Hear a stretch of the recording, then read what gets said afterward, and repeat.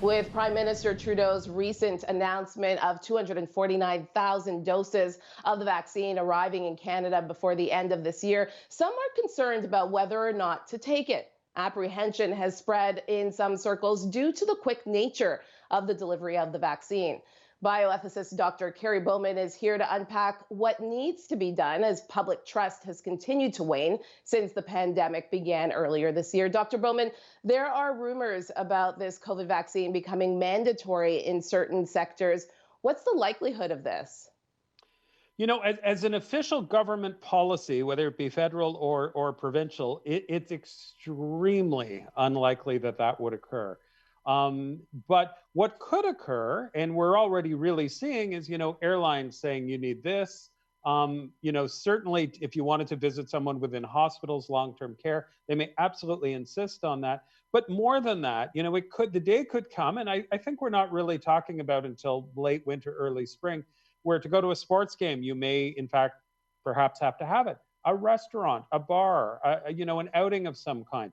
So although the government is very unlikely to take a fixed position on this, what we could find as things roll along is that our lives, if we don't have it, become more and more circumscribed, more and more limited.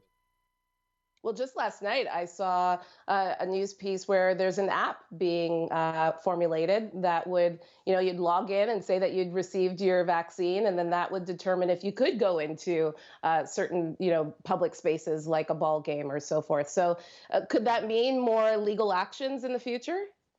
It could, because those things could be challenged. What I don't think will happen, though, is the workplace, meaning, people say you cannot come back to work and we won't employ you unless you have it. Now, there's exceptions to that, like hospitals and long-term care. They may be able to say that, but it's very unlikely a workplace could say that. But look, we may have legal challenges on this on both sides, because some people could also say, I actually don't want to go back and work in an office until my coworkers are vaccinated. And so there could be challenges there, but it's very unlikely from an employment, and I'm not a lawyer, but I'm repeating what I've heard from lawyers, that any group could say you are not allowed to work here without the vaccine outside of healthcare. But as I said, market forces will take over, and many of us may find that in fact what we can do is very limited if we don't have the vaccine. Right. Let's talk about trust. When looking at the issue of trust between public and the government and the notion of transparency, how have you seen that play out when it comes to transparency between both groups? Yeah, it hasn't been perfect. And, the Canadian response has not been perfect. But I'm going to say what so many people say, compared to the United States, it's quite an improvement. And that's true. But, trust doesn't help in the early days, repeatedly. I'm talking March here, February, March, low risk. We've got cases in Canada. No, it's low risk. It's low risk. No need to wear a mask. Those kinds of things tend to erode trust because people remember those things, and they remember those things coming from people in authority. So that is quite a concern. What will influence trust now is trust in the vaccine. And those questions go way beyond Canada. And, one of the things that will happen, because the vaccine is now being distributed, is that as more and more of it is distributed, people will look. And in fact, if there's not significant reactions that are negative, I think trust will increase. And there are many Canadians that are undecided or hesitant. Most Canadians say they will get a vaccine.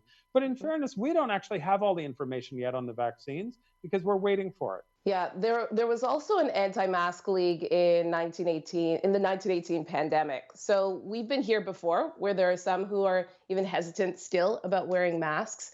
So are people's concerns about masks justified?